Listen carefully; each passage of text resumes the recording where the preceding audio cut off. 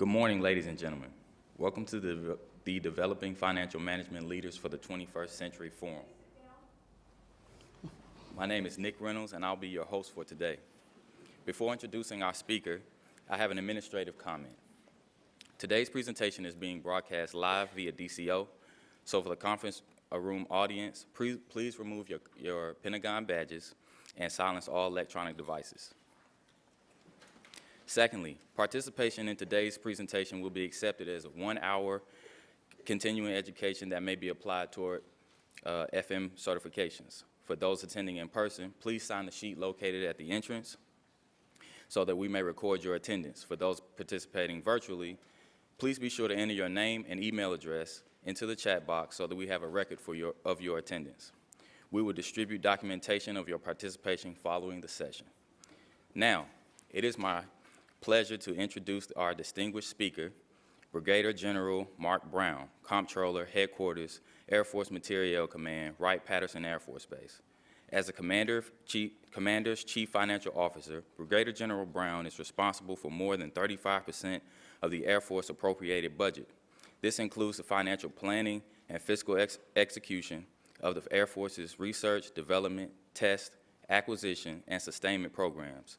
He serves as principal financial advisor to the AFMC commander and is responsible for identifying funding requirements, building the command's budgets, administering the Air Force Working Capital Fund, executing AFMC's annual budget program of $60 billion, and providing military, civilian, and contractor pay services to 75,000 personnel. He also oversees 3,000 professional financial managers, providing vital services, supporting the command's units worldwide, including 10 major bases. So please join me in welcoming Brigadier General Mark Brown. Thank you.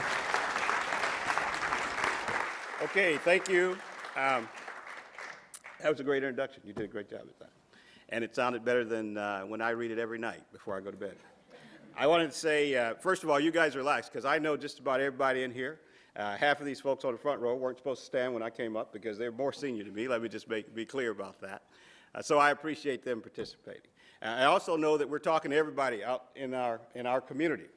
So I've got two parts to my presentation. Part of it is really us, this financial management community that I am so proud to be a part of, that I've been so blessed for the last 27 years to be in, that I want you to appreciate being a part of.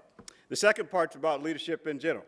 And that's the part that if you've been in any one of the commands that I've been in, if you've been in any of my squadrons, you've probably heard it before because I've been talking about it for several years.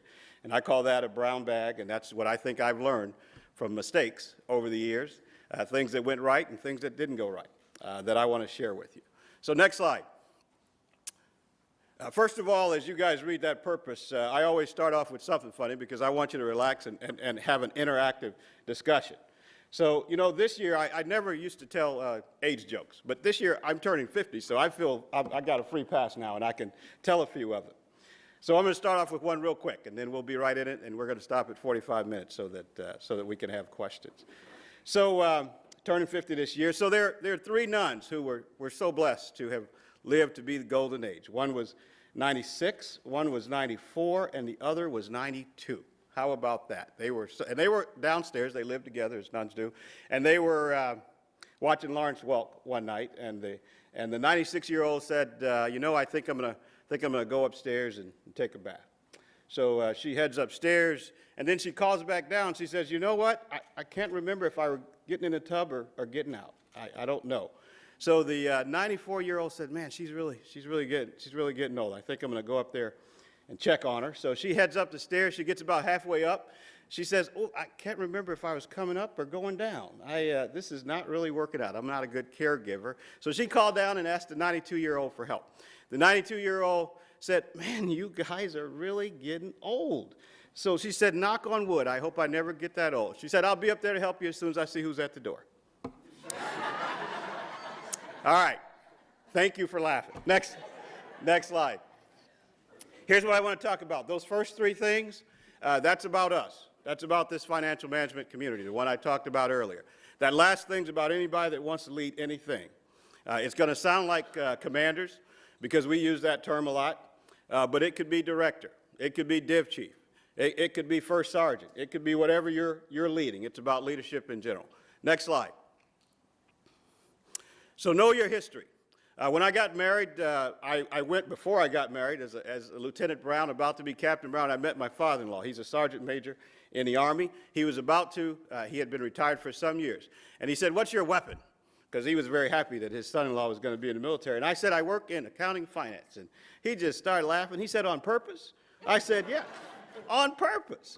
And I couldn't really defend it then as he told me about all of his cavalry stuff. And over the years, I've tried to figure out what is it that we do, and is it just as important as those who have a different badge? Is it by mistake, or is it by design that we have this business that we're in? I think it's by design, and that's the case that I want to make to you here. Next slide. So I don't want you to try to read all of that, but this is the early part of the nation, right? This is the early starting of the country. It talks about the Pennsylvania Line Mutiny and the Newburgh Conspiracy. The things I do want you to take about that, though, is as we began to form the nation, there were problems. There were problems in some folks who were volunteers in some cases, but some who had done the initial enlistment, as they called it back then. And the problem was we couldn't quite get it right. We couldn't make good on the promise. We couldn't make good on the promise to pay them on time. We couldn't make good on the promise to treat their enlistments the same. They revolted. There was dissatisfaction amongst the force, you would say. In some cases, they went to what was the beginnings of Congress and intended to actually overthrow it, but did not. You know, George Washington got a lot of respect as the commander-in-chief, and he talked them down on that, partially. If you go back in the history of this, and I trust you'll Google it on your own time to check this, but he kind of told them that we'll make good on our promise, that we'll be on time, we'll be accurate, and if we tell you 2 weeks, we'll pay you every 2 weeks, and you can trust us.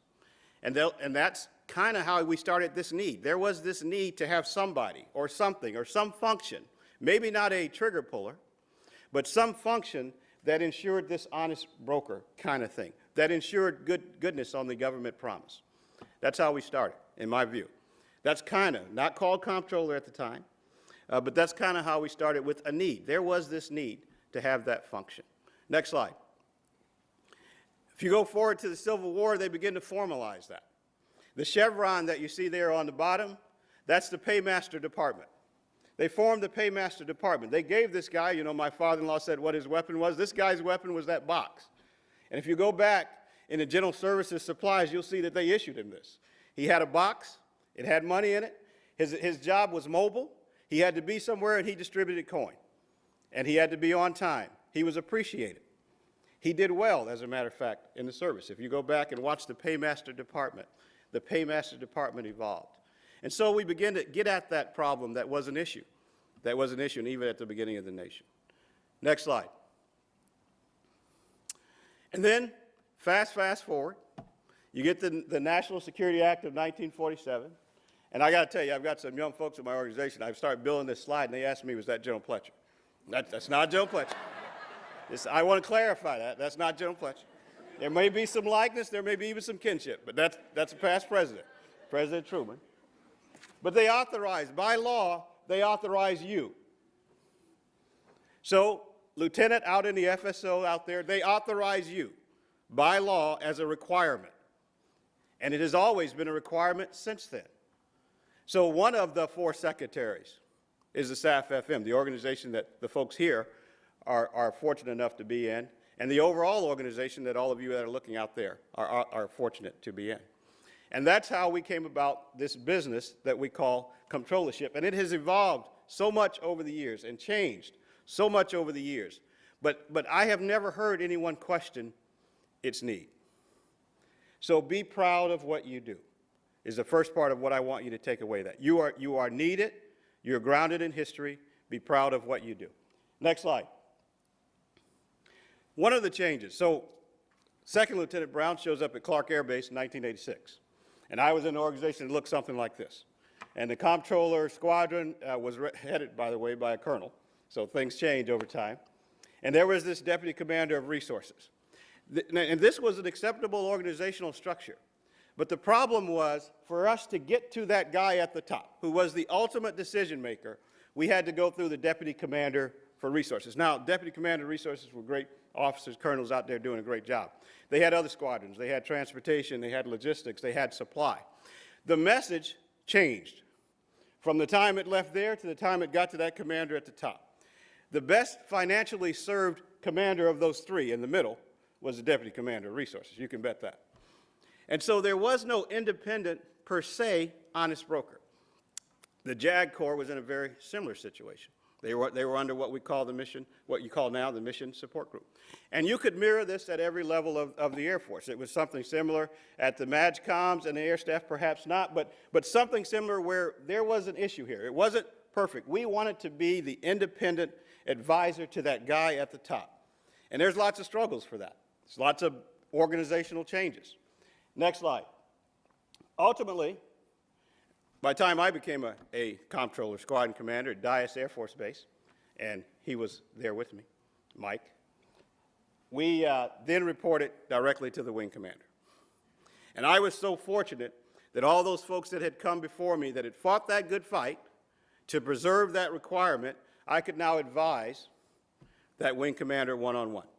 I could tell him what was good for all of those groups. Now, I didn't in any way disregard the importance of those groups. So please don't get the wrong message here. I went to see every one of those groups, group commanders, every one of those colonels, just like you go see your fellow directors and go see whoever it is. But I brought the independent message, the decision support, my view of it as a comptroller, even sometimes when it differed from the boards and the council, I would let him know what my view of it was to that commander, and I believe we were coming into our own as the independent financial advisors that we were asked to be, and we're supposed to be, and are today. Next. Next slide.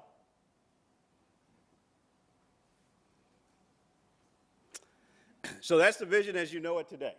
You know, that's how it's going out there in the field. That's how it's going up here, I believe. When I look in the VTC, that's what it looks like.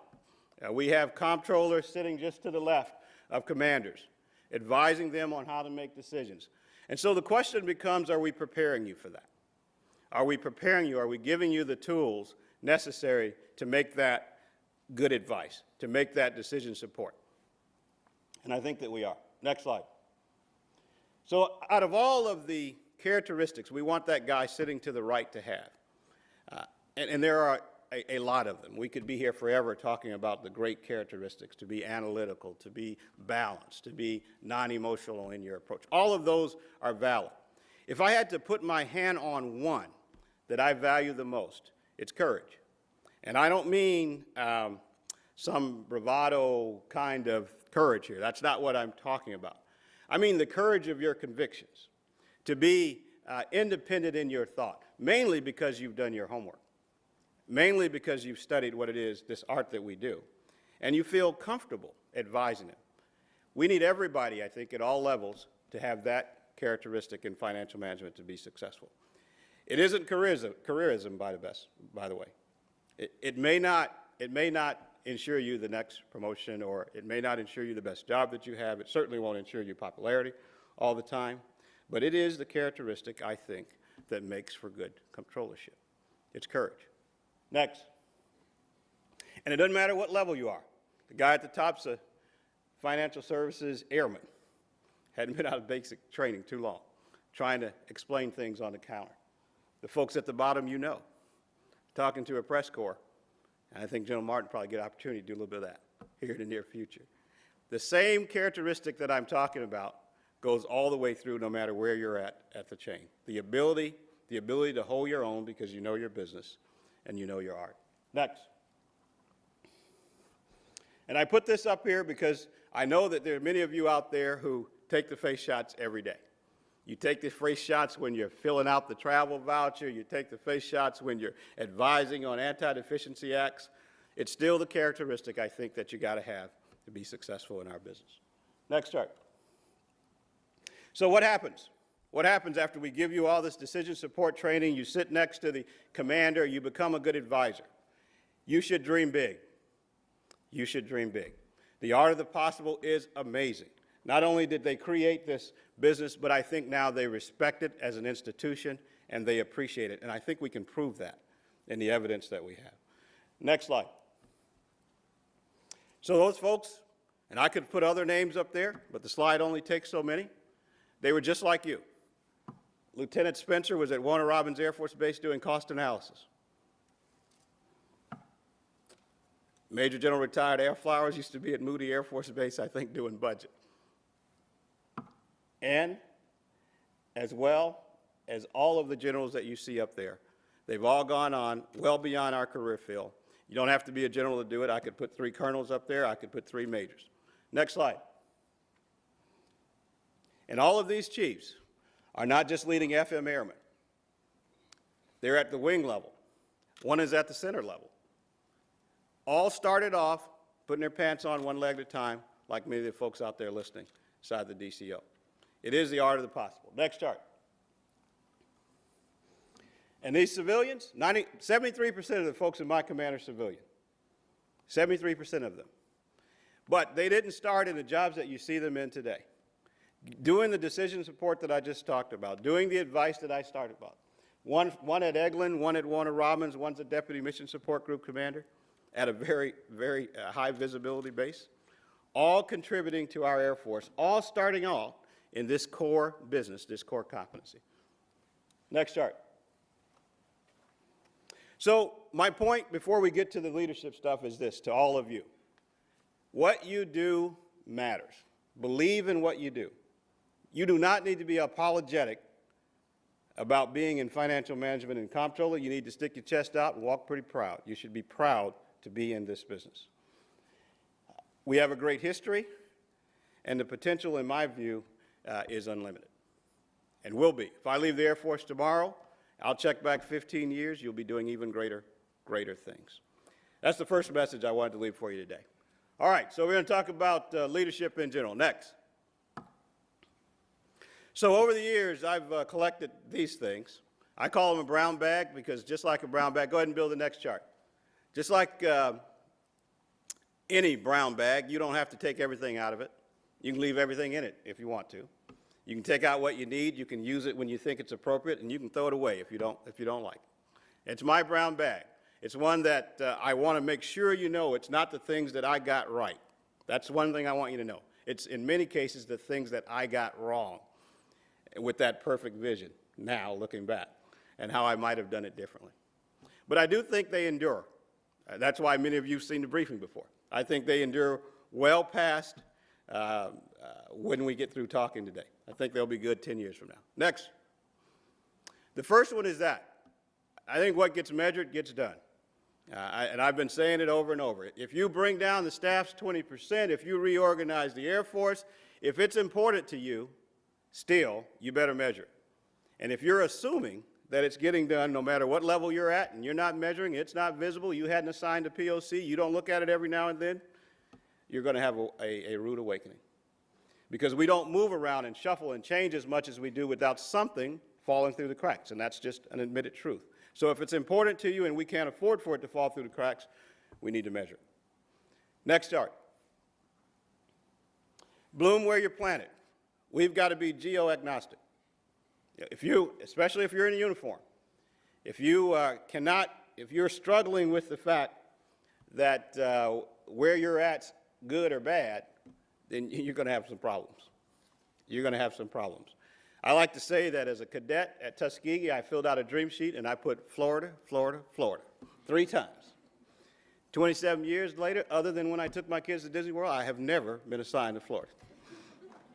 It's just not how it works. But every assignment I have, none of which I asked for, every one of them that I had worked out just fine. From Columbus, Mississippi to Abilene, Texas to Incirlik Air, they all worked out ultimately just fine. I didn't know it going in, and it's probably good they didn't let me choose my own because I'd probably still be in Florida. But it worked out just fine. Bloom where you're planted. Next slide. So this one I got from one of my old bosses, and he was absolutely right. You know, if you're out there and you're a squadron commander, they give you your flag, or if you got your new job, you take it, and all of a sudden, everything you say is funny, right? You tell a joke, people are laughing, right? You are having popularity you've never experienced in your lifetime. This is really good. This is great. And then you start believing it, right? I mean, you start staying up late at night reading that last line on the OPR because you believe it. You really believe you're that good.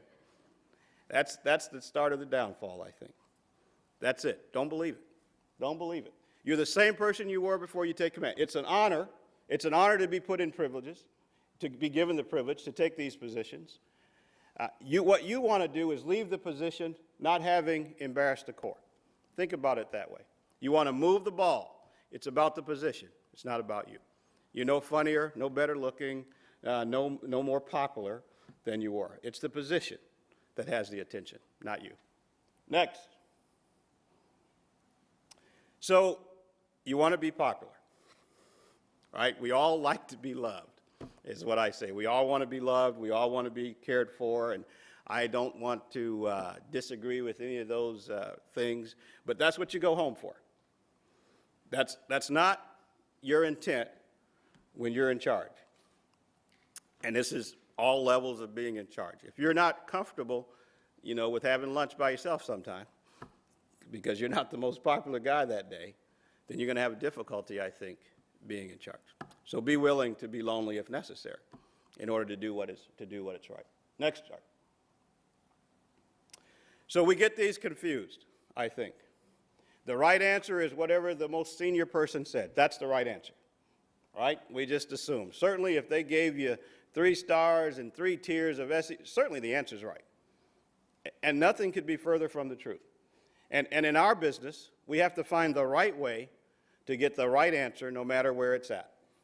And it doesn't necessarily have anything to do with what someone is wearing on their shoulders or wearing behind their names in terms of entitlements. So rank does not equal knowledge. Search for the truth. Next. So get mad and get over it. I used to have a boss, and I won't name him because he might still be out there somewhere. And when things got bad, right? I mean, the papers came off the desk, and the doors started slamming, and people were down the hall wondering what was going on. And that was the Air Force back then, and I don't think that was a problem, perhaps, in the Air Force back then. But what I say when I go down to talk to the wing commanders and new group commanders is that day is gone. That day is long gone. That's not the Air Force that we're in today. Now, if you are subject to fits and these kind of reactions, you need to go somewhere by yourself and have them and come back to normalcy and run your operation, because that's the expectation today. That's how we run our Air Force today. And we can do that. We're better for that. And the people that work for us, I think, have greater respect for us for that. So everybody has a temper. I certainly have one. But I've learned that if you're going to get mad, do it on your own and then get over it and move on. Okay? Next chart. If you already know everything, then you might as well die, right? I mean, if you know everything you got to know, you don't need to do any more reading, you don't need to do any more learning, then you're much smarter than anybody I've ever met.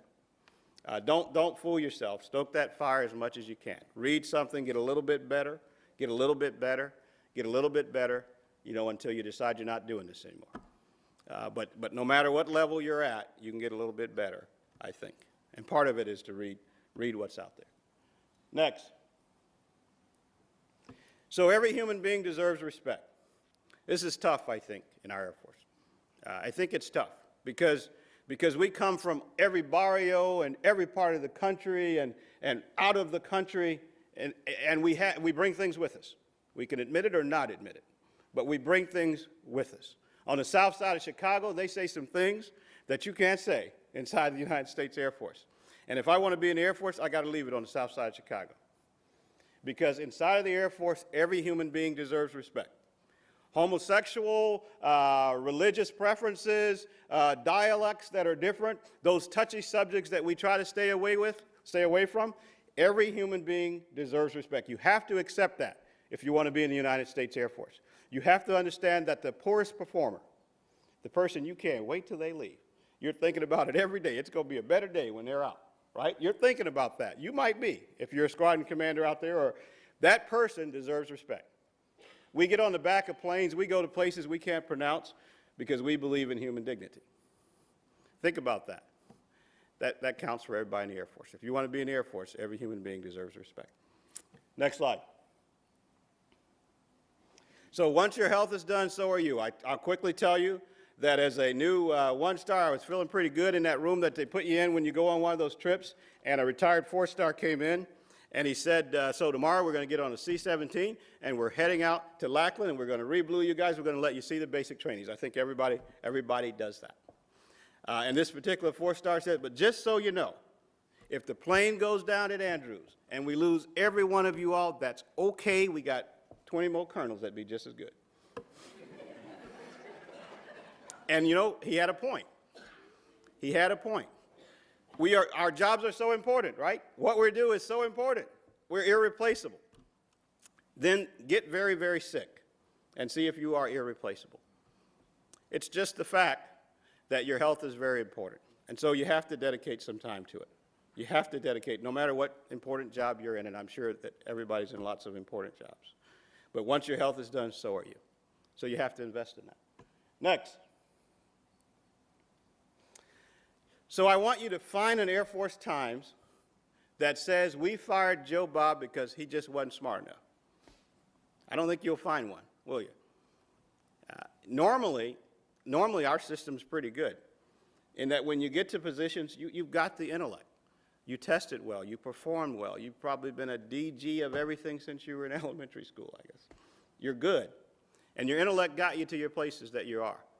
But normally that's not what makes you fall. What normally makes us fall is our character. We have a character slip. That's normally what it is. So my thought is that we need to make sure that where our intellect takes us, that our character will sustain us. That's what's most important when you don't think anybody's looking, that you try to make sure your character can sustain you to where your intellect helped you get to. And then the last one, got one more, Bill. Next chart. So you can't read that, but what it should say is asking for help is a sign of strength, not weakness. So 2 decades of war, all right? When I was in this building, I stayed here almost 7 years. We ran out on 9/11. I don't know if any of you all were in here with me that particular day, but we ran out and we started the second phase, I would call the next storm. And for 2 decades plus, we've been in war. When I came in the Air Force, if you had a mental health problem, nobody really wanted to talk about it, right? In fact, the mental health clinic was so far on the other side of the base, it took you half a day to find it because nobody wanted to know that you went there, and then they didn't want anybody to know. And it was a problem. And then we went through an evolution of this, where we would label records a certain way. We would have somebody come in town, but not let anybody see you meeting with them because we didn't want to have an image problem. It was a struggle for us. But now I think what we've concluded after all this time is that if you're running in formation and you sprain your ankle, we take you out, right? We help you get well. We send you to the clinic. When you're ready to run, we put you back in line. That's the same thing in this area. Leaders have to talk about it. Leaders have to get in front of folks and say, if this is a problem for you, it's not something to be ashamed of. In fact, if you are willing to step up and ask for help, it's a sign of strength. And so we need to be able to tell each other that, tell our peers that, tell our wingmen that, and tell the folks that we lead that it's okay. Our suicide rates are much too high, and we can remedy that if leaders are willing to stand in front of people and talk about this as a sign of strength, not a sign of weakness. Okay? So how are we doing for time? Okay? All right, that's the last chart. I've got one more, but I'm going to take questions first so we can make sure we got questions.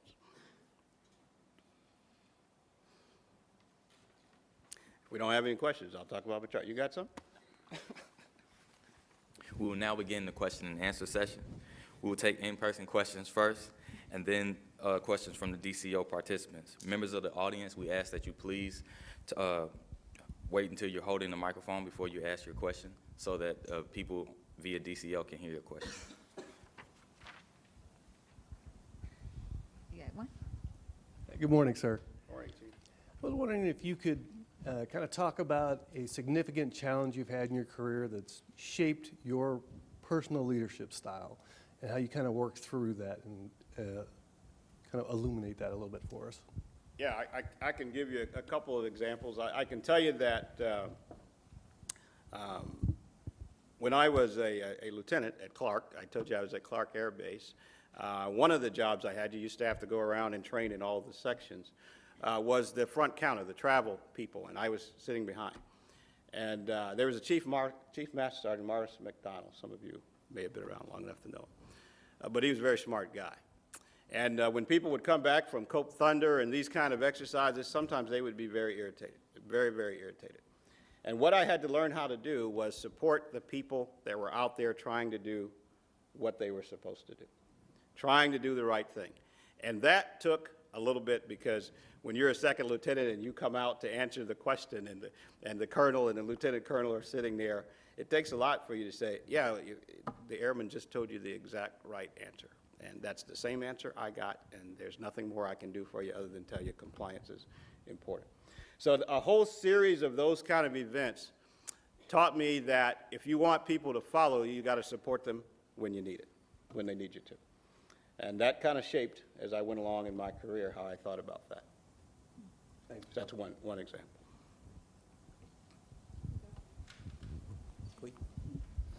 Hi, General Brown, Lieutenant Colonel Wynn. Thank you for coming up here and sharing your brown bag with us on leadership. My question is, do you have a brown bag on followership? Because there seems to me there's an intertwining between the two, and we talk a lot about leadership, and we all want to be leaders. But I think there's also the art of following as well. Wondering if you have any thoughts. Hey, you're a smart guy. That's a great question. I knew you were a smart guy, but I don't have a brown bag on followership. That's a good point. I don't have one, but I will tell you this. You need to spend time with whoever your boss is. And I'll just leave this one piece, and I don't have a brown bag on it. You need to spend time with them to understand where they want to go. And that's important for comptroller folks, because if you don't have that vector right, if you have that out of what I would call out of kilter, you're going to spend a lot of time doing the wrong thing. So you need to study who it is that you work for and what their objective is, and then find a way to do that for them at all levels. And I don't mean to find a way to do it in a non-legitimate way, but find a legitimate way to do that. So I study my boss. Right now, and I don't think you can have 3 or 4 of them. You know, my boss is General Janet Wolfenbach, and I want to know what she wants. And I want to be around when she's talking in various meetings so I can figure out how to help her make that happen. Her success is everybody's success. So I spend a lot of time trying to figure out what she wants. And I'm disappointed in myself if I totally miss what she has set out as an objective. And I do sometimes, by the way. Okay? General Brown, Lieutenant Colonel Keel, thanks for being here today.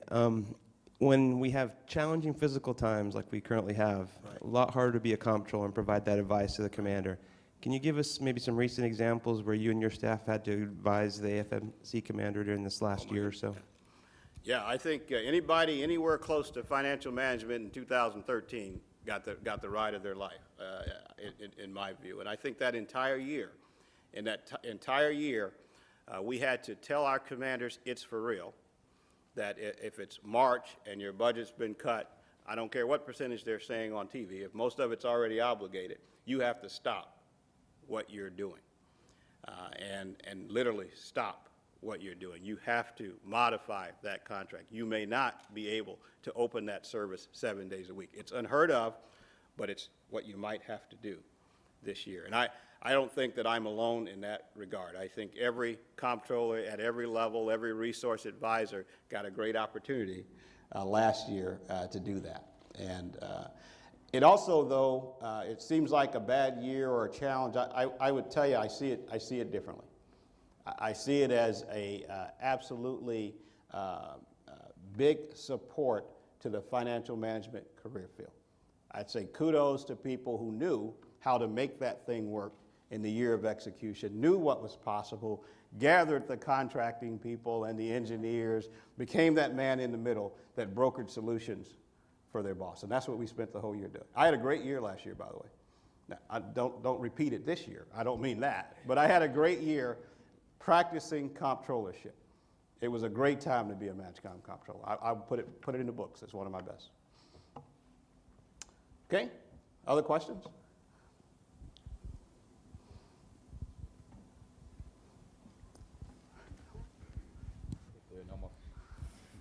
If there are no more questions in the audience, we'll now take questions from DCO participants. The right pat shut down, so there won't be any questions. So yeah, they're all at home today. They'll do anything to keep from attending my meetings. Hi, sir. We have a few questions up here on DCO. Okay. First of all, we have about 500 people logged in, so that's great. Our first question is, what position do you believe prepared you the most for your present role? What position prepared me most for my present role? Wow, that's a great question. And I got to tell you, I don't think it's any single position. I really don't. I wished I could nail it down for you, but I'm afraid that if I do, you might take that to mean go get that position. And nothing could be farther from the truth. Every one of them helped me along the way. I think we have, my view of it is we have a business that is kind of building blocks. Frankly, I believe any block you don't touch hurts you ultimately. You may not be able to get them all, but don't think you won. If you don't come to the Pentagon, that's going to be a problem one day. You might be in Florida having a good time, but trust me, if you don't come to the Pentagon, that's going to be a problem one day in terms of your development. If you don't go to the wing, that's going to be a problem one day. If you don't work outside of one of your functional areas, inside of, if you look at budget, costs, if you don't take more than one of those, it'll be a problem for you one day. Because you're never sure what you're going to have to reach back on and answer. Many times I've heard that you really got to know budget. I agree with that. I happen to think you can't make it unless you understand budget. But I tell you what, my boss is very interested in cost-benefit analysis. Very interested in cost-benefit analysis. Very interested in congressional engagements. Everybody can't do it, but if you get a chance, learning something about it's a good thing. And, by the way, at the end of last year, what I used the most was my finance experience on how we're going to pay our civilian employees once we had problems with the payroll. And so I was glad I had relationships with people that work in DFAS. So I can't tell you that any one particular job. I will tell you that we have a building block community, and you need to get as many of those building blocks in as you can. Okay. Alrighty, next question.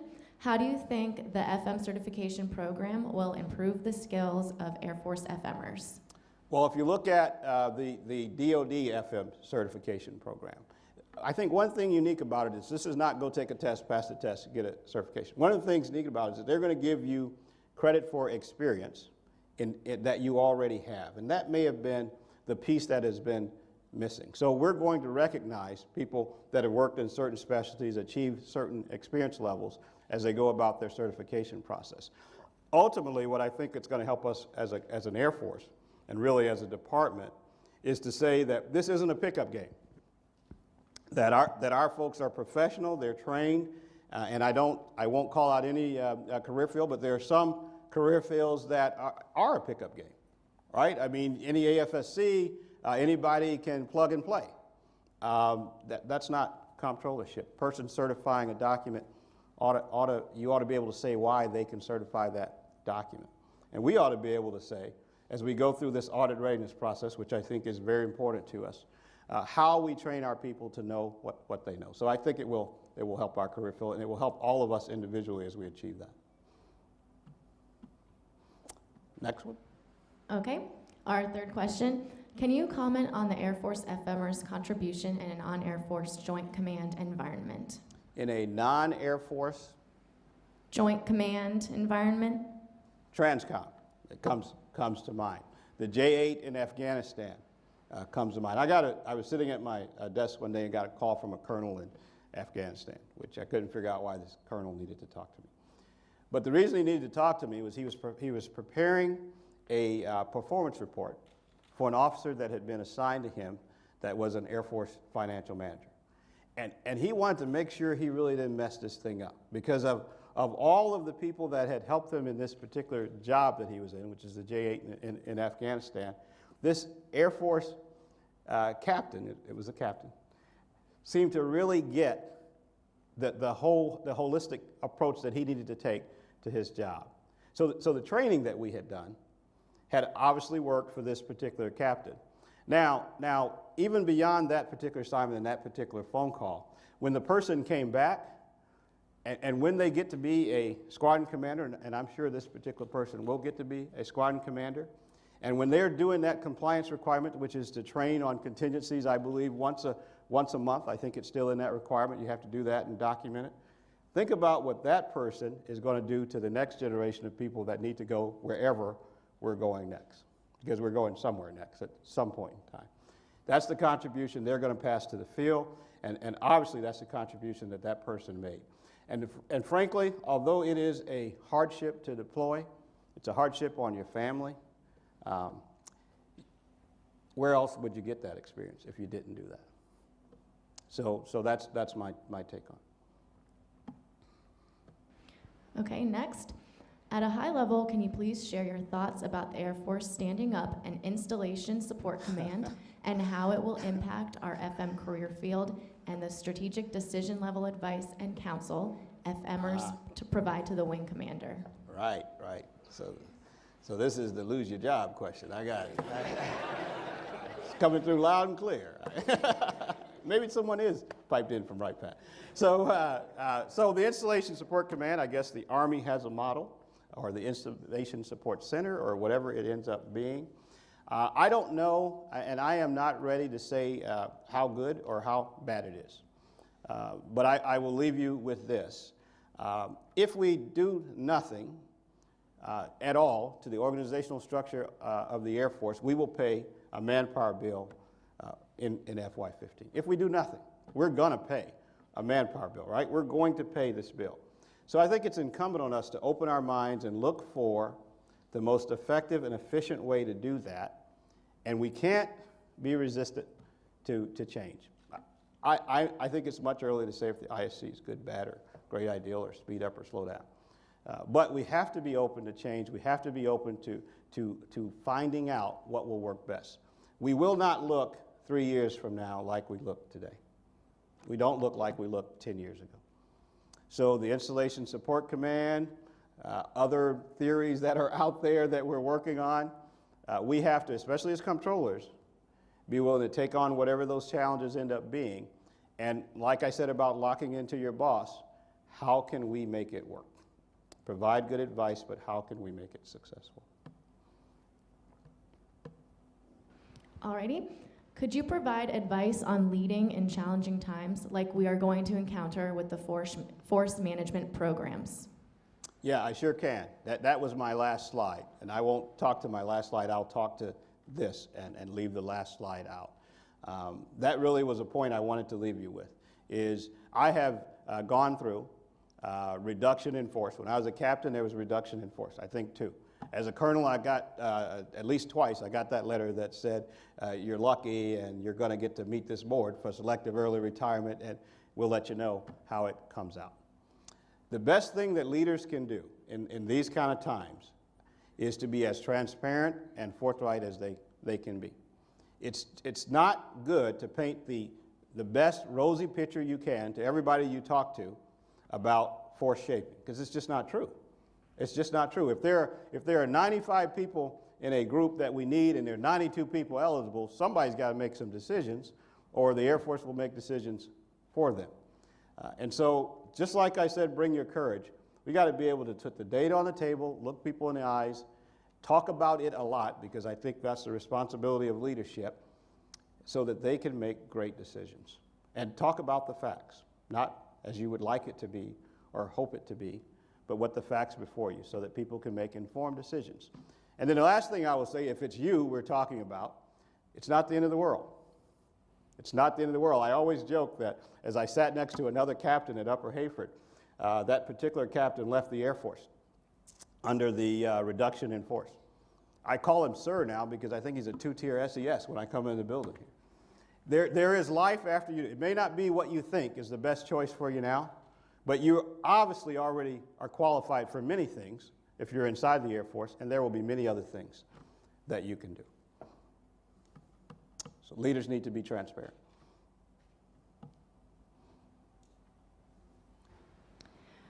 Sir, we have one final question. Okay? From your viewpoint, what types of skills do you envision the future leaders of SAF-FM will need to possess, or where should we focus? Where should we focus? I think you need to be able to provide what commanders need, which is decision support, which is not locked into any particular appropriation. So where can we get better? My opinion is we need to spend more time in the investment appropriations. We need to be more articulate, especially on the uniform side, in the investment appropriations, because that's a big percentage of the budget.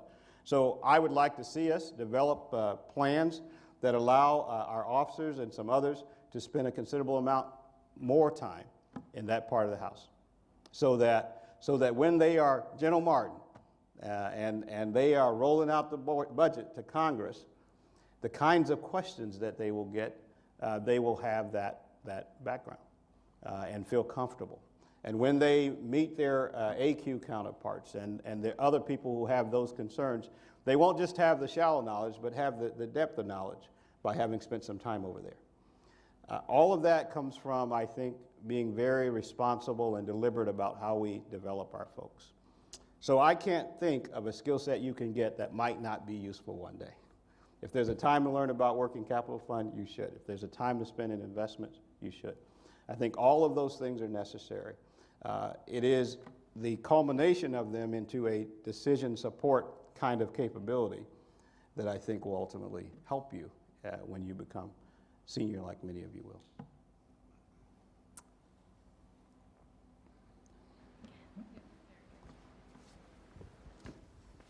We want to say thank you to General Brown for your time and your insight. Am I out of town? Or do I have 5 minutes? Or do I have 2 minutes? I believe you have more time, but I think that was the last question. So I got 2 minutes? All right, then I'm going to tell my last story. I got 2 minutes. I had to buy the ticket to come here, right? So next slide. All right, it's my last story, but I want to say it because the people are out there leading. And this is a very quick one, and you will be out before the time goes up. So this is my hospital bed, and some of you will say, I heard it, I heard it, I heard it. Hear it one more time. And there are 2 guys here. The way this particular hospital works, the one that's in the best shape sits closest to the window. The one that's in the worst shape is closest to the door. So the guy on the far end there, he's closest to the window. So every morning, the guy that's closest to the window gets his head up just enough to see outside. And he says, man, it's pretty out there. Grass is green, the sun is shining, and it's going to be a great day. And he would do that every morning. This other guy just wasn't healthy enough yet to get his head up, so he had to kind of listen to the other end. After about 3 weeks of this guy is in such good shape that he leaves, and the other guy moves closest to the window. And they move the other patient in a 2-bed hospital. And so as they do that, he's saying, as soon as the sun rises, I'm going to see what he's been telling me about every single day. I'm going to get my head up and look out that window and see what I see out there. And so the sun comes up, he reaches his head up, he says, oh my goodness, this is an alleyway. Trash cans. It's a dump out there. And then as he's about to lay his head down, he said, if he hadn't have told me all that stuff, if he hadn't have seen the world that way, I'd have never made it to the other bed. That's what leaders do. That's what leaders do. So as you're talking to people about drawdowns and changes and frustrations, leaders see what it can be. Leaders think about the Air Force that we can have, and then they build toward that. They're optimistic. I think that is what leaders do. So all of you guys out there, think about how you tell this Air Force story, about the Air Force we're going to be, about the Air Force that we can be. Now you can do that you were going to do. okay, again, thank you, General Brown, for your time and your insight. As a reminder, if you haven't done so already, please make sure that you sign in. And thank you for participating in this forum. Have a great Air Force Day.